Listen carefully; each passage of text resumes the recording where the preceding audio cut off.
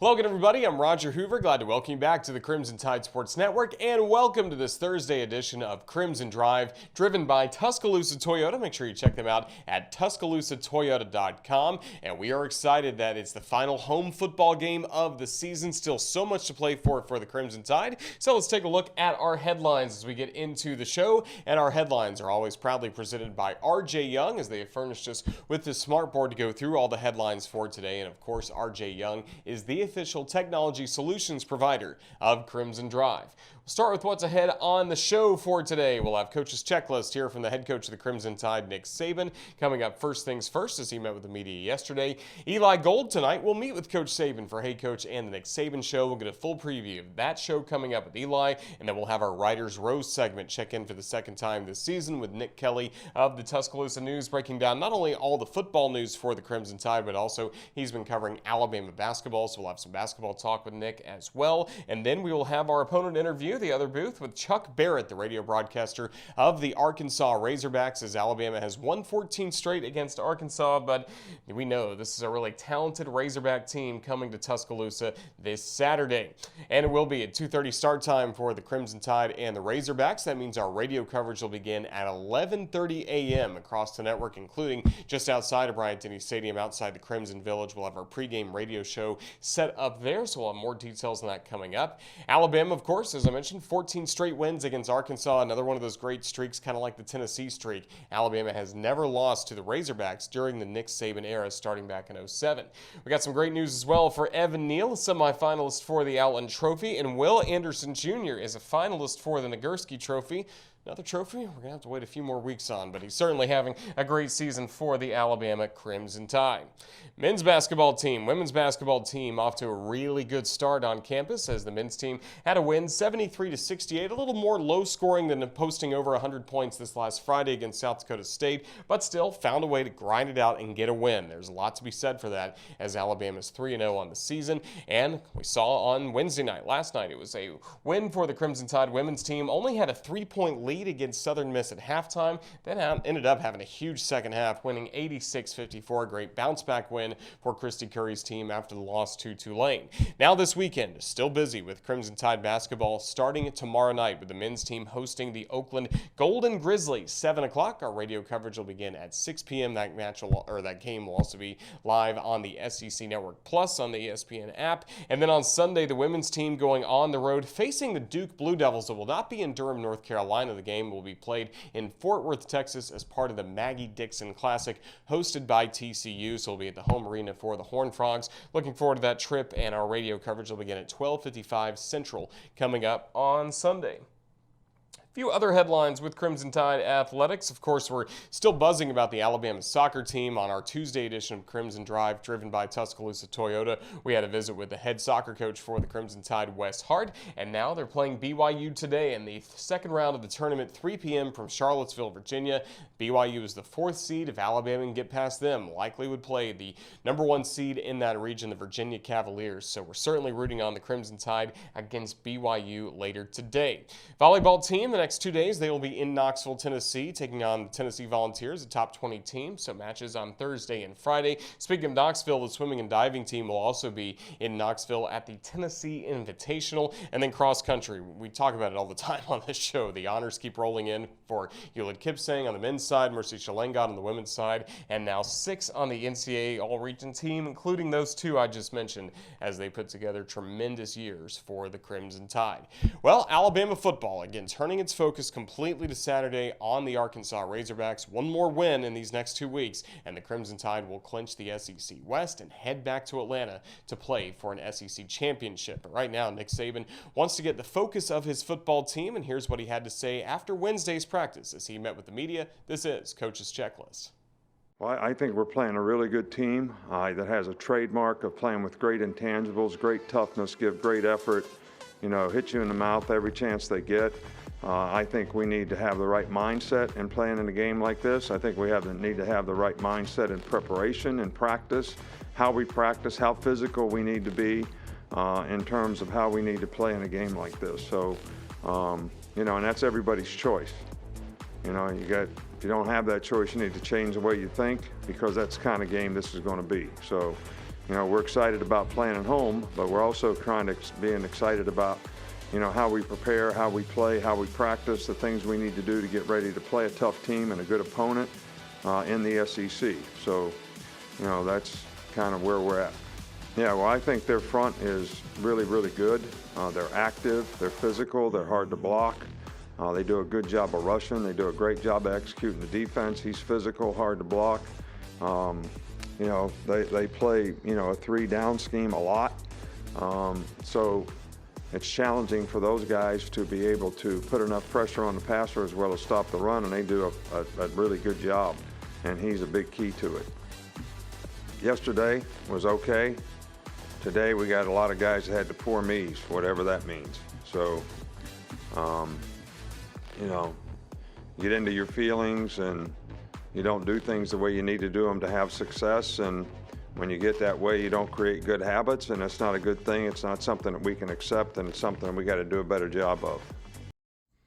And that was Coach Saban meeting with the media last night for the final time this week. Tonight, though, he will be meeting with Eli Gold for Hey Coach and the Nick Saban Show starting at 6:30 p.m. from Baumhauer's Victory Grill here in Tuscaloosa. And before Eli gets ready for that show, he's kind enough to join us each and every week on Thursdays here on Crimson Drive, driven by Tuscaloosa Toyota, for a quick Hey Coach preview.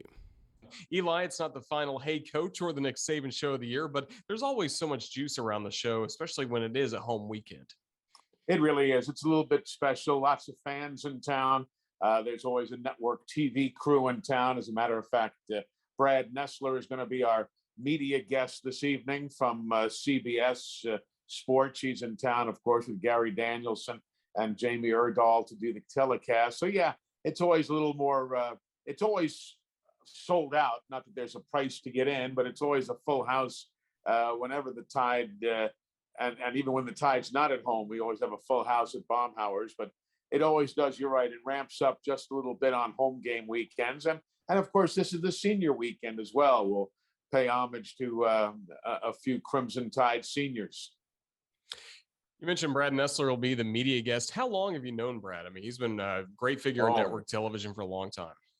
I've known Brad for years and years and years, probably more than either of us would like to acknowledge. I've known him at a lot of his stops, and of course he's from the Atlanta, Georgia area. So, you know, years ago he used to come over all the time and do before he was with CBS, he'd come over all the time and do ESPN basketball telecasts at Coleman Coliseum when I was doing games and so on. So yeah, we go back a long time, and you know, we share some great stories over the years. Certainly look forward to seeing Brad with you coming up as the media guest. Of course, last week, the media guest was Tom Rinaldi. What'd you enjoy about his visit with Coach Saban throughout the show? You know what I enjoyed, and I've known Tom also. He's a good friend. I enjoyed watching him and Coach Saban interact the way they did. During commercial breaks, the two of them were up there laughing like a couple of hyenas. I mean, they were genuinely like two young kids telling stories, and you don't see that from Coach Saban very often. You don't see that from a lot of people very often, but the two of them were sitting up on the stage during the commercial breaks, and they were cracking each other up. They were telling stories. Do you remember this thing? Hey, you know who I saw the other day? I saw such and such, and he told me about such and such. And Coach Saban would say, yeah, that was true. And did he tell you that yet? I mean, they were laughing out loud.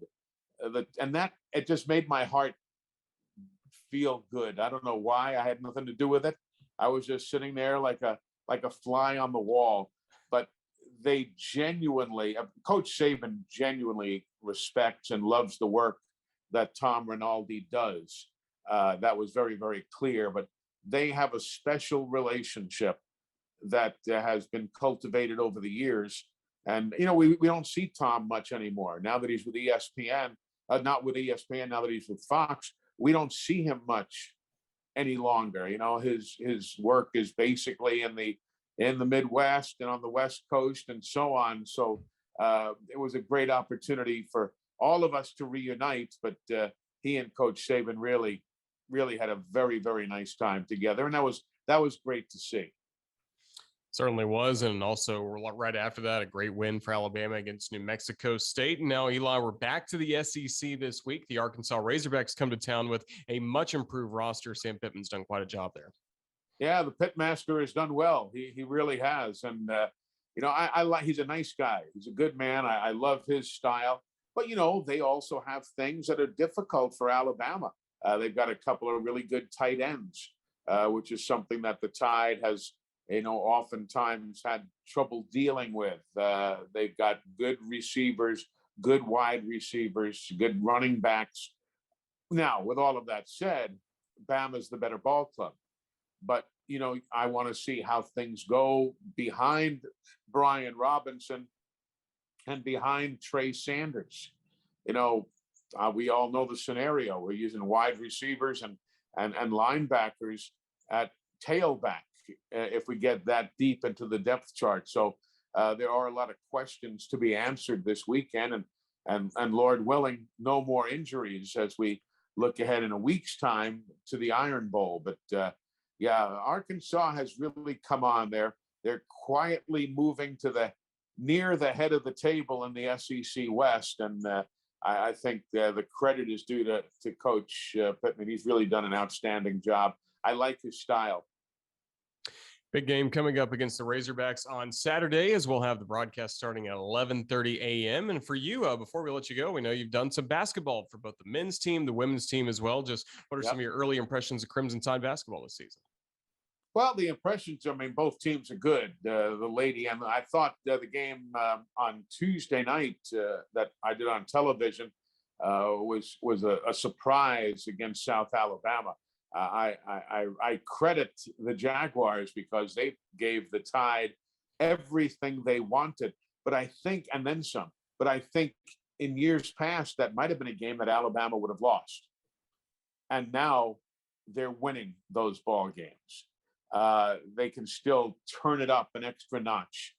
They can keep their calm. They can keep their cool. I thought Davison made a couple of nice plays down the stretch to keep everybody under control. So you can see the improvements that Nate Oates' team has made over the years. The ladies doing well as well in the early stages. Again, tough to get a totally good read, but we'll know a whole lot more as they go. But it's been a good start for the ladies team. So yeah, both teams are doing well, but I'll tell you that game on Tuesday night, I'll be honest with you. I said to my color man on the broadcast, Richard Hendricks, I said, well, I hope this thing is just not a blowout. I said, because we had sat through, he and I did a game for the women where it was a 75-point Alabama lead at one point. We had just come off the New Mexico State football game. And when you're up so big, it's tough to keep an audience interested and entertained. And I said, gosh, I hope this thing is at least somewhat competitive. And it turned out to be a heck of a ball game. It really was. Alabama gets the win, and now the Crimson Tide football team again back in action coming up on Saturday and tonight. Eli, we look forward to Hey Coach and the Nick Saban show. Just thank you for joining us, and look forward to seeing you at Baumhower's later on. And we got Coach Brian Hodgson coming on tonight, assistant basketball coach. He'll open the show for us from 6:30 until 7. Then Brad Nessler and Coach Saban. So it should be a lot of fun. Hope you folks can tune in. Fun to catch up with Eli Gold, get a full preview of Hey Coach and the Nick Saban show coming up tonight at 6:30. And every time Coach Saban speaks with the media, whether it's a press conference or whether he's talking after Nick's kids event or something like that, there are always Alabama beat reporters that are tweeting out every single thing he says. One of those reporters is Nick Kelly. He's always tweeting out quotes from Hey Coach and the Nick Saban show. So we figured this is a good time to catch up with Nick Kelly for the second time this year as we talk about some Alabama Crimson Tide football. He covers Alabama for the Tuscaloosa News. Here's our Writers Row conversation with Nick Kelly. Nick, the last time we had you on here, we were getting ready for Alabama against Miami. It's been a long journey since then, and we still have a lot to learn, it seems like, about this Crimson Tide football team. How are you?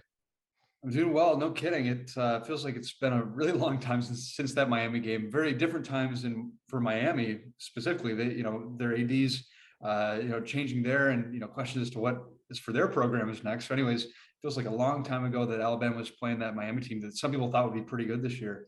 But yeah, this Alabama team. Ever since then, we've got some answers, some just faces that we realized that, Jameson Williams, we didn't know what to expect. And then he, of course, has a big touchdown in that game. And now he's their leading receiver with 10 touchdowns. And so, they've come quite a ways. And it's hard to believe we're wrapping up the regular season here in the next 2 weeks.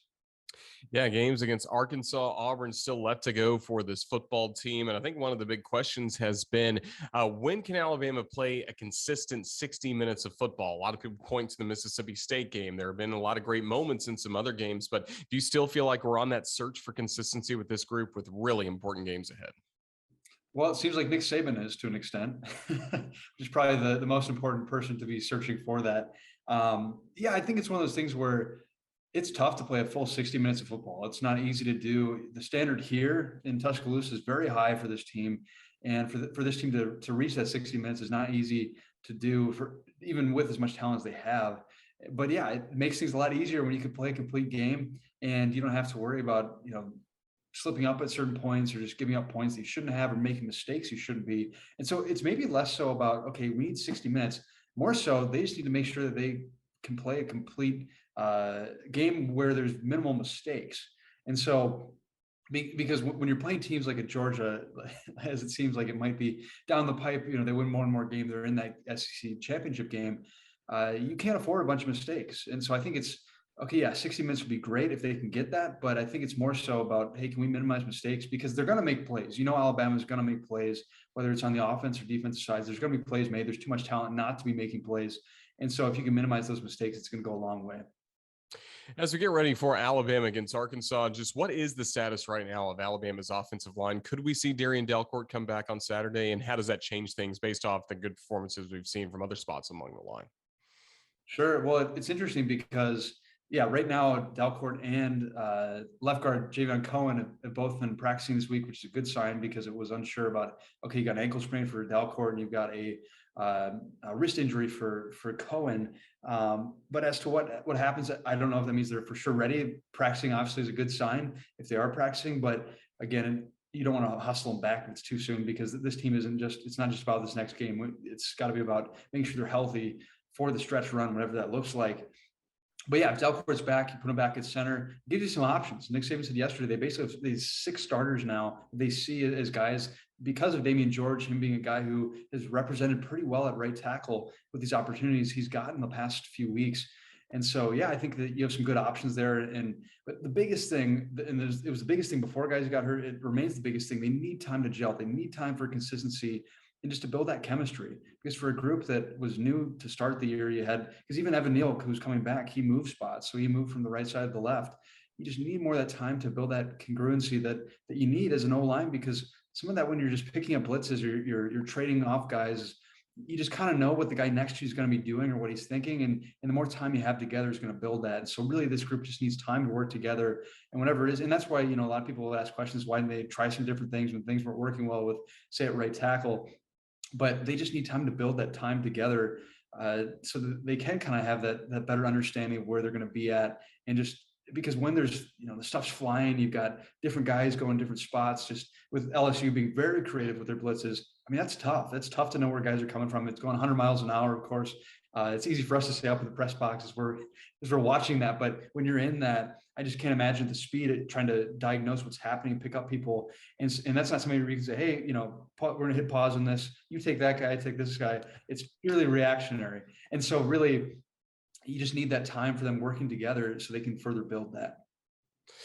Then for the Crimson Tide, if they're able to have everything set on the offensive line, gives Bryce Young a lot of time to make some creative plays, and he has done that throughout the season as a solid starting quarterback for the Crimson Tide. And also there's a lot of Heisman talk around Bryce Young. What do you think he can show nationally that may get him that coveted award coming up in the next few weeks? Good question. It's kind of a weird Heisman year. There's not that one clear cut, okay, yeah, this guy is for sure the Heisman winner. This guy deserves it for sure. So it's a good question because I don't know that the competition for the Heisman Trophy is going to be what it maybe is in some years. Like you look at last year, just in terms of you had the Alabama guys, you had Trevor Lawrence. I mean, there's just so much just pure elite talent, and there is still really good talent. It's not that there's lacking college football talent. It's just that there's not that. At least to me, there's not quite that same extent of talent. So honestly, what he's doing, where he's he's being consistent. He's throwing several touchdowns every game. I mean, he barely had any incompletions against New Mexico State. As long as he protects the football, keeps throwing multiple touchdowns per game, and really how he does in a hostile place like Auburn, even though Auburn's not quite in as we maybe thought they would be at this point, that's going to show a lot. That's going to help his cause if he can go in there and have a huge game. And yeah, it's like, I mean, we're going to find out a lot about Bryce Young too, if or when that Georgia matchup happens. And so, yeah, I think at this point, I don't know if he needs to stay the course, but the course he's on is going to put him in a very good spot to win that. I don't know if that for sure wins him that, just because it is kind of a weird Heisman year, but the course he's on seems to have him in the contention and the talk. So as long as he keeps doing kind of what he's doing, he's probably going to set himself up for success. And then on the other side of the ball, the course that Will Anderson Jr. is on basically has him set up for nearly every defensive award that's out there, it seems. I mean, what a year. He's been so disruptive for Alabama. Crazy. I mean, that is one guy I would not want to have to try to block in the way of. I mean, it's so crazy because he's such just this explosive and fearsome football player. But then you talk to him to the side, and I mean, he's such a just fun guy to talk to. And so it's kind of interesting how you can flip that switch and just become that just menace of a player that all defenses have to account for. And it is remarkable just the athleticism he has. I wrote about that a few weeks ago of some of the numbers that, I mean, it's been put out there before about how his explosiveness off the line of scrimmage within 5 yards is not that far behind Jalen Waddle. And Jalen Waddle's, 5'10", 185, 190 pounds, and Will Anderson is much bigger than that. And so it's remarkable how fast he can get off the line. I mean, old linemen don't stand much of a chance. And honestly, between him and Evan Neal, I mean, talk about just two juggernauts of just elite talent and great matchups. And I can't imagine. There's probably a good chance those two play against each other in the NFL someday as well, just because they're both that, blue chip talent. Well, as we get ready for Saturday, Alabama against Arkansas, just what have you learned about the Razorbacks? What are the Crimson Tide really going to have to do well against this Arkansas team? Yeah, Sam Pittman's done a great job in his second year. And of course, Nick Saban's mentioned that, but he really has. I mean, you think about I think their record last year was 3-7, and already they were 7-3. So that complete reversal there is not easy to do in the SEC of all places. And the fact that they've done that, I mean, you can just tell, like Sam Pittman, just his players love him. I mean, just the energy that they have, there's just a really healthy energy, I think. And yeah, so as far as like the challenges for the Crimson Tide, of course, you got Treylon Burks, the big receiver, who is one of the best in the SEC. He's going to be a bit of a handful for Alabama to try to cover him. Then on the defensive side, you've got some stud linebackers. Bumper Pool, great name, by the way. He's also a pretty great linebacker. And so you've got a guy like that who's going to potentially create some problems. He's second in the SEC in tackles behind the LSU linebacker, whose name escapes me, who provides some problems at times for the Alabama offense. And so keep an eye on Bumper Pool. They also have Grant Morgan, who's very experienced. He was all SEC last year linebacker. And so those are kind of three of the players I'm going to be watching for to see how Alabama performs against them. Before we let you go, we know you're really busy right now covering Alabama football, basketball as well. You've got to enjoy the time you've had at Coleman Coliseum so far, but what can we expect from your coverage in the Tuscaloosa News? Yeah, I mean, coverage of both sports right now, like we mentioned, it's kind of that crazy crossover time between basketball and football. And it was, we'll have coverage of both, but speaking of the game against South Alabama, that was a very close one, a tough one for the Crimson Tide, but and even though some people might say, well, it shouldn't have been that close, you look at around college basketball, there's some teams that have been upset that were in the top 10. You got Michigan. I mean, they lost just a couple of days ago. And so, a win this time of year as you're trying to figure things out as a team is really important. I mean, it's important to win any time of year, but it's still a good win, even if it's a close one against a team you maybe thought you should have beaten by more. And so, yeah, it'll be interesting to see how Alabama men's basketball, women's basketball, how they both do moving forward in this season. And we'll have covers throughout and feature stories, game coverage, all kinds of stuff of that and football and basketball. And we'll be there. So. Sounds good, Nick. We're looking forward to reading your work in the Tuscaloosa News. Just thank you so much for joining us here on the network, and all the best. Thank you. No, thanks a million for having me. Fun visit with Nick Kelly of the Tuscaloosa News, only in his first year covering Alabama, doing a great job again. Check out his work in the newspaper, the Tuscaloosa News. We talked a lot about the Arkansas Razorbacks. Now it's time for a detailed scouting report on Arkansas like only their radio broadcaster can do. So it's time to visit with our good friend Chuck Barrett of the Arkansas Razorbacks, as this week's edition of The Other Booth is live here on Crimson Drive, driven by Tuscaloosa Toyota. Chuck, how's everything going in Fayetteville, as this has been quite a season for Sam Pittman and the Hawks?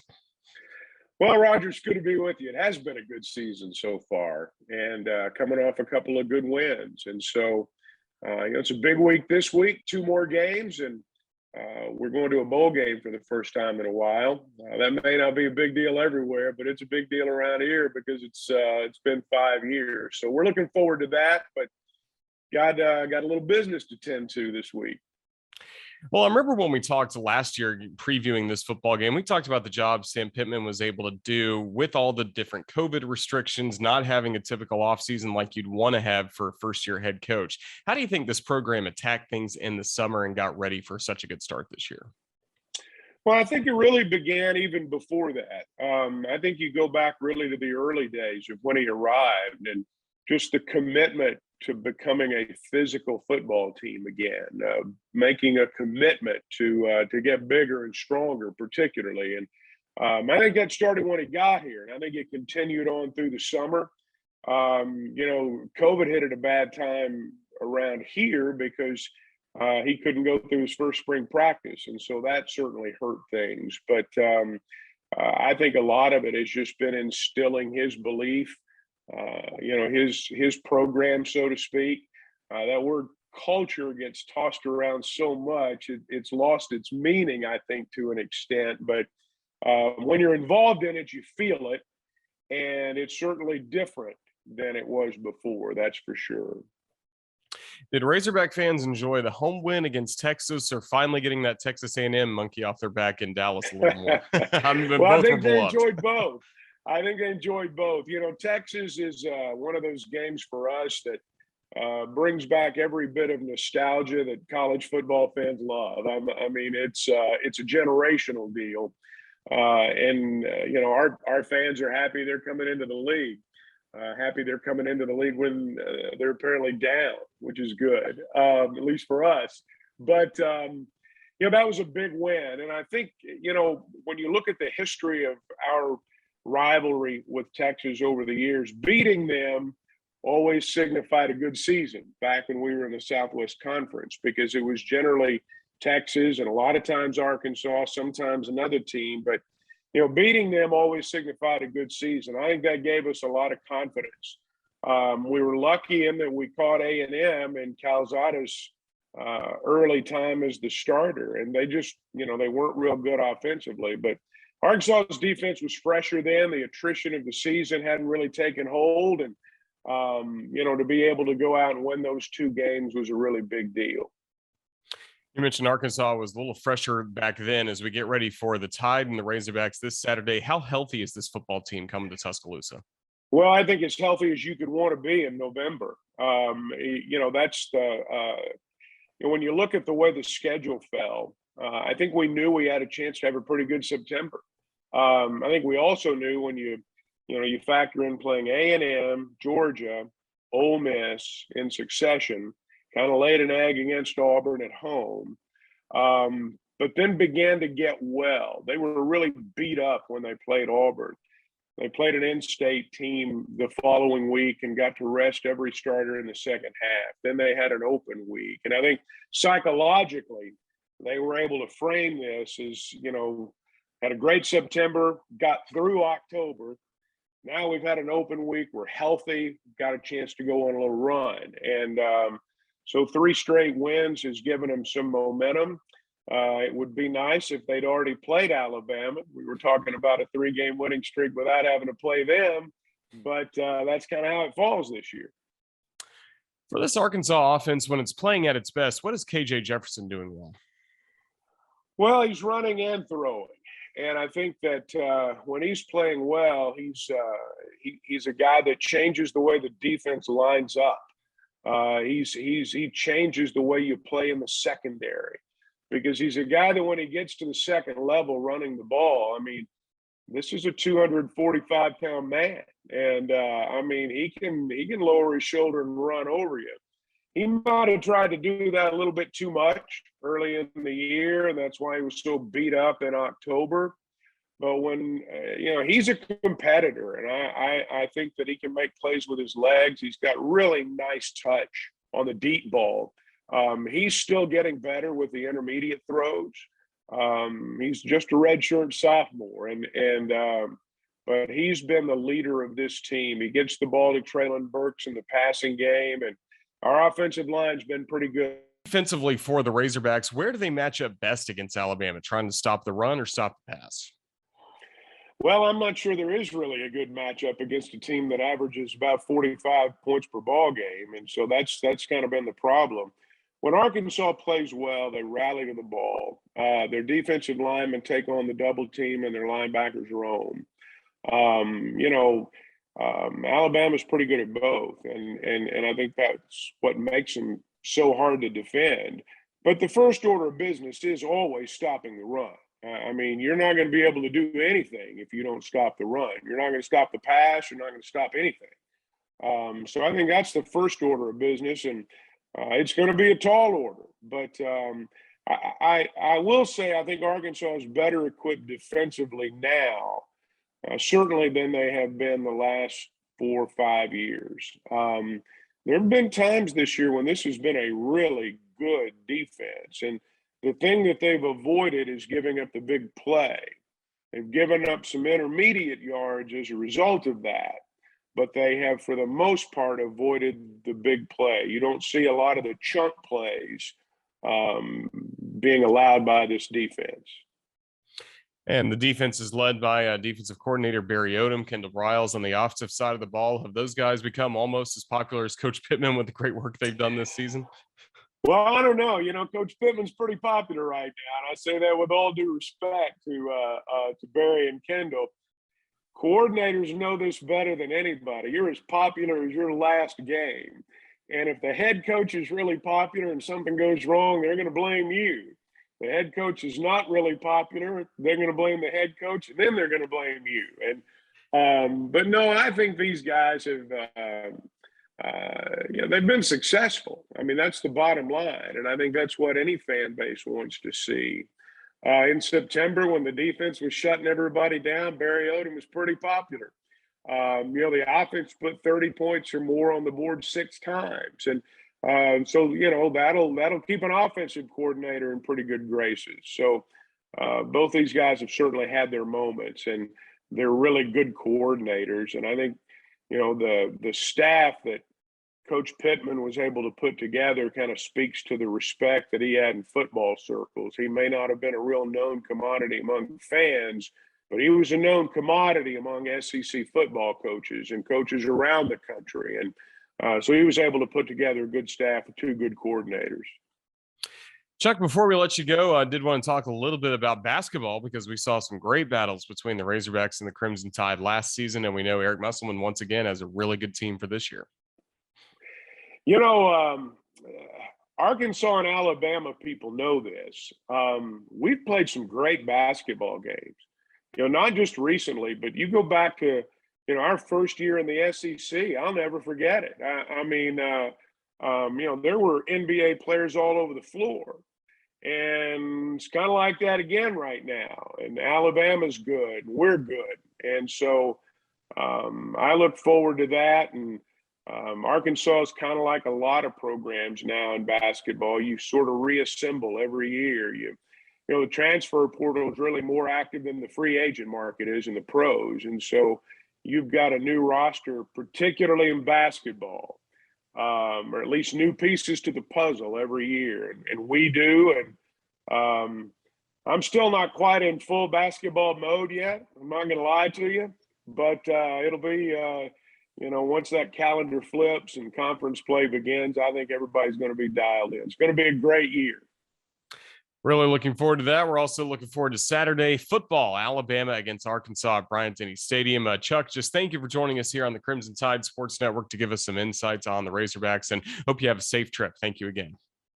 All right, Roger, thanks for having me, buddy. Chuck Barrett, the radio voice of the Arkansas Razorbacks for the other booth. Really appreciate his insights on Arkansas as we get closer to kickoff between the Tide and the Razorbacks here in 2021. That's coming up on Saturday, but that is not our next broadcast here on the Crimson Tide Sports Network by any stretch as we take a look at this weekend's schedule. Of course, we're not even done on this Thursday. Tonight at 6:30, we will have Hey Coach and the Nick Saban Show from 6:30 p.m. to 8 p.m. here on the Crimson Tide Sports Network. We'll have that streaming live on our Facebook page, of course, available on all radio affiliates as well. Tomorrow night, men's basketball, Nate Oates' team trying to improve to 4-0 in the season as they welcome in a very talented Oakland team at 7 o'clock. Radio coverage will begin at 6 o'clock for the Ford pregame show. That'll be streaming live from our set provided by Royal Furniture from the concourse up at Coleman Coliseum and beautiful Stipe Lounge. And then we'll have the courtside cam as well on our Facebook page so you can hang out with Chris Stewart, Brian Passing, and Tom Stipe as they call the game. So make sure you tune in for that to see the great reactions from Brian Passing, especially after Alabama makes some big baskets. Then on Saturday, we will have Alabama against Arkansas. We hit the radio at 11:30 a.m. Our kickoff time at 2:30 p.m. We'll have the Royal Furniture booth cam for that available as well. Sunday will be busy because we'll have the Nick Saban television show with Chris Stewart and Coach Saban recapping the game against Arkansas, looking ahead a little bit to the Auburn matchup, and then women's basketball for the first time playing away from Tuscaloosa as the Crimson Tide will take on the Duke Blue Devils at 1 p.m. Central, radio coverage at 12:55. That game will be played in Fort Worth, Texas between Alabama and Duke. And then on Monday, we'll recap the Arkansas game with Crimson Tide Rewind, 6 p.m. Corey Reamer joining Eli Gold for that show from Baumhauer's Victory Grill in Vestavia Hills. We'll have that streaming live on our Facebook page as well. Also want to let you know that, of course, on Saturday, I mentioned before, our radio coverage will begin at 11:30 a.m. And here's a map of outside Bryant-Denny Stadium. You see the Walk of Champions. Plenty of great events going on around the Walk of Champions, the Coca-Cola Kickoff Zone, and then the Mercedes-Benz Fan Fest right next to the radio stage where Eli Golden will start our coverage starting at 11:30 a.m. Crimson Village right there as well, next to the Tusca statue at the corner of University Boulevard and Wallace Wade Avenue. We'd love to see you. Really look forward to interacting with Crimson Tide fans for the final time this football season in Tuscaloosa. After this week, of course, everything else coming up on the road or at a neutral site for the Alabama football team. So that's going to wrap up this Thursday edition of Crimson Drive, driven by Tuscaloosa Toyota. We thank them for their support. We thank as well our guests that we've had on the show today. Of course, we had the comments from Coach Saban, but joined by Chuck Barrett of Arkansas, Nick Kelly of the Tuscaloosa News, as well as our own Eli Gold giving us a preview of Hey Coach and the Nick Saban Show. Thanks as well to our producer Ethan Carabin for putting all of this together. Thanks to all of you for watching. This has been Roger Hoover saying so long and roll tide. Enjoy a busy weekend of Alabama athletics here on the Crimson Tide Sports Network.